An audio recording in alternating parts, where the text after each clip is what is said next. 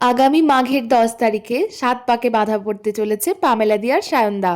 দূরে থাকার কারণে উপস্থিত না থাকতে পারলেও সেই পবিত্র ক্ষণের সাক্ষী হতে চলেছে আমার একটা বিশেষ কাজ। বিশেষ বলছি এই কারণেই, আমি আগে পেপারের ওপর কাচের বোতল বা কুলোর ওপর পোর্ট্রেট আঁকলেও এই প্রথমবারের জন্য গাঁট ছড়ার ওড়নার ওপর ফুটিয়ে তুলতে চলেছি জোড়া শালিককে।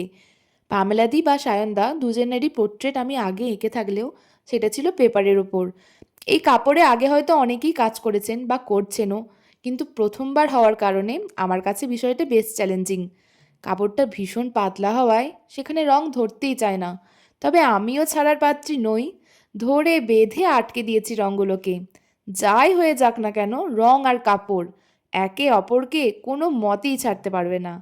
ঠিক তেমনই তোমরাও এভাবে একে অপরের সাথে সারা জীবনের জন্য গাঁটছড়ার অটুট বন্ধনে আবদ্ধ হয়ে থেকো।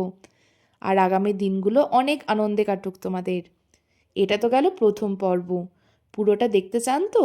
তাহলে আর কি, দেখার জন্য অবশ্যই আমার পেজের ওপর চোখ রাখুন। আর কেমন লাগলো জানাতে ভুলবেন না। আপনারাও যদি অর্ডার করতে চান তাহলে সরাসরি ইনবক্সে যোগাযোগ করুন অথবা কমেন্ট করুন, আমি আপনাদের সাথে যোগাযোগ করে নেব। সকলে ভালো থাকুন, সুস্থ থাকুন, দেখা হবে পরবর্তী কোনো ভিডিওতে।